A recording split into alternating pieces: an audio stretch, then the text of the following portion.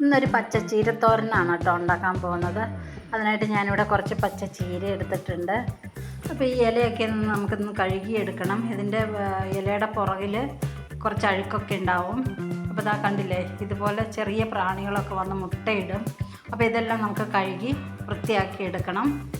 അപ്പോൾ നമുക്കിത് കഴുകിയെടുത്തിട്ട് വരാം. അപ്പോൾ ചീരയുടെ ഇലയൊക്കെ നന്നായിട്ട് ക്ലീൻ ചെയ്ത ശേഷം ഇതേമാതിരി ഞാൻ അരിഞ്ഞെടുത്തിട്ടുണ്ട്. ചീരയുടെ തണ്ട് ഞാൻ അങ്ങനെ എടുത്തിട്ടില്ല കേട്ടോ, കാരണം തണ്ട് മൂത്തതായതുകൊണ്ടാണ് ഞാൻ എടുക്കാതിരുന്നത്. പിന്നെ ചീരയെക്കുറിച്ച് പ്രത്യേകിച്ച് ഞാൻ നിങ്ങളോട് പറയേണ്ട കാര്യമൊന്നുമില്ല. ധാരാളം ഇരുമ്പും നാരുകളും അടങ്ങിയിട്ടുള്ളതാണ് ഈ ഇലക്കറികൾ എന്നുള്ളത് നമുക്കെല്ലാവർക്കും അറിയാവുന്ന കാര്യമാണ്. ഇനി നമുക്കിതിന് വേണ്ട അരപ്പ് തയ്യാറാക്കിയെടുക്കാം. ഞാനിവിടെ അരമുറി തേങ്ങ ചിരകിയത് ഞാൻ എടുക്കുന്നുണ്ട്. ഈ ചീരത്തോരനൊക്കെ നമ്മൾ തയ്യാറാക്കുമ്പോൾ കുറച്ചധികം തേങ്ങ എടുക്കുന്നത് നല്ലതാണ് കേട്ടോ, കാരണം ഇലയൊക്കെ ചൂടാവുമ്പോൾ തന്നെ ഇതൊക്കെ അവിഞ്ഞു പോവും. ഇനി നമുക്ക് വേണ്ടത് ഒരു 3 പച്ചമുളക് ഞാൻ എടുത്തിട്ടുണ്ട്. ഒരു 5 6 വെളുത്തുള്ളി നമുക്ക് എടുക്കാം. കാരണം ഞാൻ ഈ മുളകെല്ലാം ഒന്ന് ചെറുതായിട്ട് വട്ടത്തിലൊന്നും അരിഞ്ഞെടുത്തിട്ടുണ്ട്. നമ്മൾ മുഴുവനും ഇട്ട് കൊടുത്താൽ ഈ തേങ്ങ നമ്മൾ ജസ്റ്റ് ഒന്ന് കറക്കി എടുക്കുന്നേ ഉള്ളൂ മിക്സിയിൽ. അപ്പോൾ ഇതുപോലെ മുറിച്ചിട്ട് കൊടുത്താൽ അതിനോടൊപ്പം തന്നെ ഇതും കൂടെ ഒന്ന് അരഞ്ഞ് കിട്ടും. അതിന് വേണ്ടിയിട്ടാണ് ഇങ്ങനെ മുറിച്ചിട്ട് കൊടുക്കുന്നത്. അപ്പോൾ ഇനി നമുക്കിതിലേക്ക് ചേർക്കാനുള്ളത് നല്ല ജീരകമാണ് കേട്ടോ. അതുകൂടി നമുക്കൊരു 1/2 സ്പൂൺ ചേർത്ത് കൊടുക്കാം. ചെറിയ ജീരകമാണ്. ഇനി നമുക്ക് ചേർക്കേണ്ടത് ഒരു 1/4 ടീസ്പൂൺ മഞ്ഞൾപ്പൊടിയാണ്. അതുകൂടി നമുക്ക് ചേർത്ത് കൊടുക്കാം. 1/4 ടീസ്പൂണോ 1/2 സ്പൂണോ നമുക്ക് ചേർത്ത് കൊടുക്കാം കേട്ടോ. കാരണം ഇലക്കറികൾ ഉണ്ടാക്കുമ്പോൾ മഞ്ഞൾ കുറച്ച് കൂടുതൽ നമുക്ക് ചേർക്കണം എന്നാണ് പറയാറ്. കാരണം വിഷാംശമൊക്കെ ഉണ്ടെങ്കിൽ അതൊക്കെ ഒന്ന് മാറിക്കിട്ടാൻ വേണ്ടിയിട്ടാണ്. അപ്പം നമ്മളിവിടെ തേങ്ങയൊക്കെ ഒതുക്കി എടുത്തിട്ടുണ്ട്. ഇതേ പരുവത്തിൽ വേണം നമ്മൾ ഒതുക്കിയെടുക്കാനായിട്ട്. ഇത് കൂടുതലാവാൻ പാടില്ല കേട്ടോ. ഒരുപാട് അങ്ങ് അരഞ്ഞു കഴിഞ്ഞാൽ നമ്മുടെ തോരൻ കുഴഞ്ഞു പോവും. അപ്പോൾ ഈ പരുവാണ് എപ്പോഴും നല്ലത്. ഇനി നമുക്ക് ചീരത്തോരൻ തയ്യാറാക്കിയെടുക്കാം. അതിനായിട്ടൊരു കടായി നമ്മൾ ചൂടാക്കിയെടുത്തു. അതിലേക്കൊരു 2 സ്പൂൺ വെളിച്ചെണ്ണ നമ്മൾ ഒഴിച്ച് കൊടുക്കുകയാണ്. എണ്ണ ചൂടായ ശേഷം 1 സ്പൂൺ കടുക് കൂടി നമുക്ക് ചേർത്ത് കൊടുക്കാം.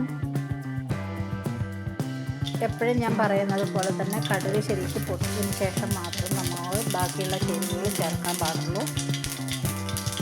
കടുക് നന്നായിട്ട് പൊട്ടി വരട്ടെ. പിന്നെ നമുക്കിതിലേക്ക് ഞാനിവിടെ നമ്മൾ അരച്ചെടുത്ത അരപ്പിൻ്റെ കൂടെ തന്നെ കറിവേപ്പിലയും കൂടെ ചേർത്തിട്ടുണ്ട്. വെറുതെ ഇട്ടതാണ്. ഇതിൻ്റെ കൂടെ ഇട്ട് നമുക്കിതൊന്ന് പച്ചമണം ഒന്ന് മാറ്റിയെടുക്കണം ആദ്യമേ തന്നെ.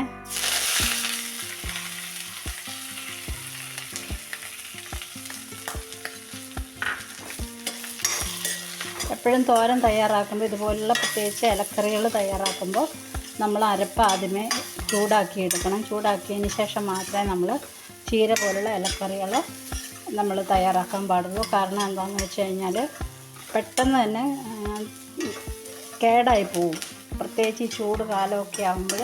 കാരണം ഇലയൊക്കെ പെട്ടെന്ന് തന്നെ വേവുന്ന സാധനങ്ങളാണ്. അപ്പോൾ അതുകൊണ്ട് നമ്മൾ രണ്ടും കൂടെ ഇട്ട് കഴിയുമ്പോൾ ഈ അരപ്പ് വേവില്ല.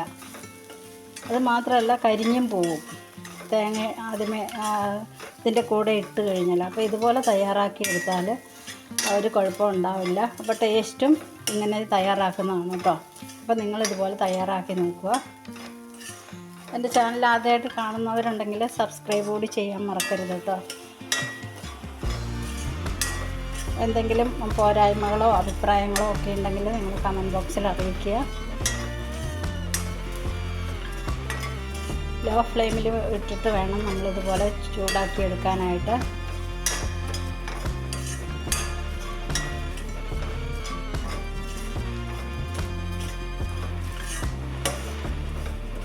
നമ്മളിതിൻ്റെ കൂടെ തന്നെ നമ്മൾ ഉപ്പ് ചേർത്ത് കൊടുക്കുകയാണ്.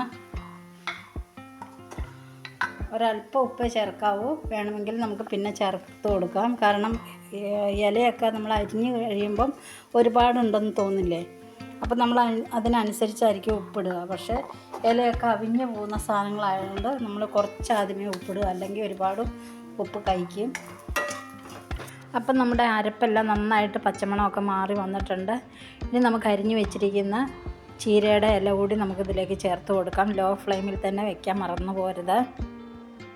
സാധാ നമ്മൾ തോരനൊക്കെ ഉണ്ടാക്കുമ്പോൾ സവോള ഉള്ളി എല്ലാം നമ്മൾ ഇട്ടാണ് തയ്യാറാക്കാറുള്ളത്. ഞാനിതിനകത്ത് ഇതൊന്നും ചേർത്തിട്ടില്ല കേട്ടോ. ആകെ ചേർത്തിട്ടുള്ളത് പച്ചമുളകും തേങ്ങയും വെളുത്തുള്ളിയും മാത്രമേ ഞാൻ ചേർത്തിട്ടുള്ളൂ. സവോള അങ്ങനെയുള്ള ഒന്നും ഞാൻ ചേർത്തിട്ടില്ല. അതാണ് ഇതിൻ്റെ ശരിക്കുള്ള ടേസ്റ്റ് നമുക്ക് കിട്ടുക കേട്ടോ.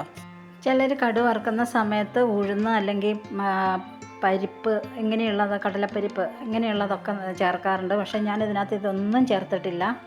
ഇതൊക്കെ പെട്ടെന്ന് ഉണ്ടാകുന്നതാണ് കേട്ടോ. ഒരു വളവും വേണ്ട, തന്നെ നമ്മൾ ചെറുതായിട്ട് വെള്ളം നനച്ച് കൊടുത്താൽ മാത്രം മതി. അതിന് പ്രത്യേകിച്ച് വളമൊന്നും വേണ്ട. ഇതുപോലുള്ള ചീരയ്ക്കൊക്കെ, പച്ചച്ചീര പ്രത്യേകിച്ച് വളമൊന്നും വേണ്ട, അല്ലാതെ തന്നെ ഇത് പെട്ടെന്ന് തന്നെ ഉണ്ടാവും. നമ്മുടെ ശരീരത്തിന് ഇലക്കറികളൊക്കെ ആവശ്യമല്ലേ. അപ്പോൾ ഇതുപോലുള്ള വിഷം അടിക്കാത്ത പച്ചക്കറികളോ ഇലവർഗ്ഗങ്ങളോ ഒക്കെ നമുക്ക് കഴിക്കാം ഇടയ്ക്കിടയ്ക്ക്. വയറിനും നല്ലതല്ലേ.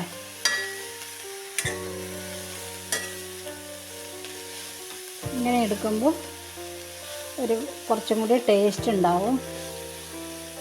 അല്ലെങ്കിൽ തേങ്ങ ഇതിൻ്റെ മേളിലിട്ട് കഴിഞ്ഞാൽ ചിലർ വെറുതെ തേങ്ങ ഇടും. എന്ന് വെച്ചാൽ മിക്സിയിലൊന്നും ഒതുക്കിയെടുക്കാതെ വെറുതെ ഇടും, പച്ചമുളകും ഇതൊക്കെ എടുത്ത്. പക്ഷെ അതിന് അത്ര വലിയ ടേസ്റ്റ് ഉണ്ടാവാറില്ല. നിങ്ങളിതുപോലെ ഒന്ന് തയ്യാറാക്കി നോക്കൂ കേട്ടോ.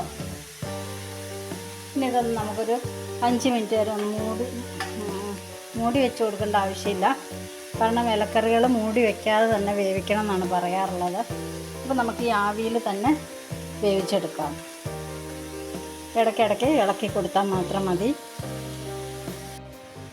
ഈ ഇലക്കറികളൊക്കെ നമ്മൾ ഉപയോഗിക്കുമ്പോൾ വളരെയധികം സൂക്ഷിച്ച് വേണം കേട്ടോ നമ്മൾ എടുക്കാനായിട്ട്. കാരണം ഈ ഇലയുടെ, ഞാൻ നേരത്തെ കാണിച്ചില്ലേ, ആ ഇലയുടെ പുറകിൽ ചെറിയ പ്രാണികൾ, പുഴുക്കൾ ഒക്കെ മുട്ടയിട്ട് വയ്ക്കും. അപ്പോൾ അതൊക്കെ നിങ്ങൾ നോക്കി വേണം ഇലയൊക്കെ നമ്മൾ എടുക്കാനായിട്ട്. കഴുകിയതിന് നന്നായിട്ട് ഇലയൊക്കെ കഴുകിയതിന് ശേഷം അതെല്ലാം ഒന്ന് തൂത്തെടുത്താൽ മതി, അത് പൊയ്ക്കോളും. പിന്നെ ചീരയുടെ ഈ ചുമന്ന ചീര കഴിഞ്ഞ് നല്ല വിറ്റാമിൻ പച്ചച്ചീരയ്ക്കാണെന്നുള്ളതാണ് സത്യം. കാരണം ശരീരത്തിനൊക്കെ നല്ല തണുപ്പ് കിട്ടുന്നതല്ലേ. അപ്പം അതുകൊണ്ട് ആരും നിങ്ങളിത് കളയരുത്. ചില വീടുകളിലൊക്കെ വെറുതെ ചീര ഇങ്ങനെ പൂവൊക്കെ ഇട്ട് വെറുതെ നിൽക്കുന്നത് കാണാം കേട്ടോ. അപ്പോൾ നിങ്ങളാരും ഇതൊന്നും കളയരുത്. പൂവെടുക്കണ്ട. പൂവെടുത്ത് കഴിഞ്ഞാൽ അത്രയും ടേസ്റ്റ് കിട്ടില്ല. പൂവിടുമ്പോൾ അതിൻ്റെ വേറെ ഒരു ടേസ്റ്റാണ്. ആദ്യമൊക്കെ ഞാൻ പൂവും കൂടെ ഇട്ട് ഞാൻ അറിഞ്ഞുകൂടായിരുന്നു. പക്ഷേ ഞാൻ അല്ലാതെ തന്നെ ഇട്ട് കഴിഞ്ഞപ്പോഴാണ് രണ്ടിൻ്റെയും വ്യത്യാസം മനസ്സിലായത്. അപ്പോൾ നിങ്ങളിതുപോലെ ചീരയുടെ ഇല മാത്രം, ഇലയും തണ്ടും മാത്രം എടുത്താൽ മതി. മൂത്ത ഇല എടുക്കണ്ട, ചെറിയ കയ്പ്പുണ്ടാവും.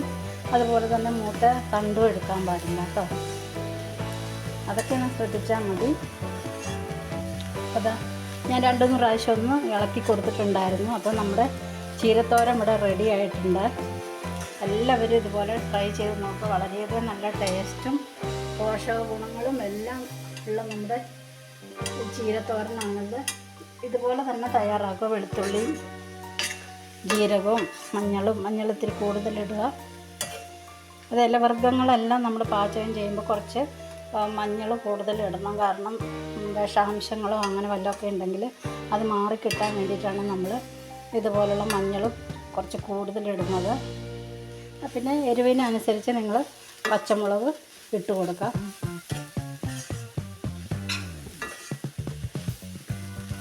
അധികം കുഴഞ്ഞൊന്നും പോയിട്ടില്ല. ഇതേപോലെ ചെയ്ത് കഴിഞ്ഞാൽ ചീര കുഴഞ്ഞൊന്നും പോവില്ല. അല്ലെങ്കിൽ നമ്മൾ ഒരുപാട് കുഴഞ്ഞു പോകും.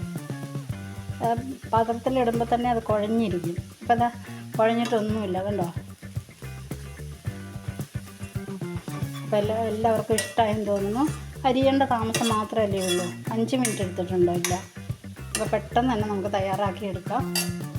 അപ്പോൾ നമ്മുടെ സ്വാദിഷ്ടമായ ചീരത്തോരൻ റെഡി ആയിട്ടുണ്ട്. എല്ലാവരും ട്രൈ ചെയ്ത് നോക്കുക. ഇഷ്ടമായ ലൈക്കും കമൻറ്റും ഒക്കെ ചെയ്യാൻ മറക്കരുത്.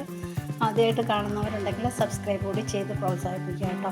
അപ്പോൾ മറ്റൊരു വീഡിയോ കാണുന്നവരെ ബൈ.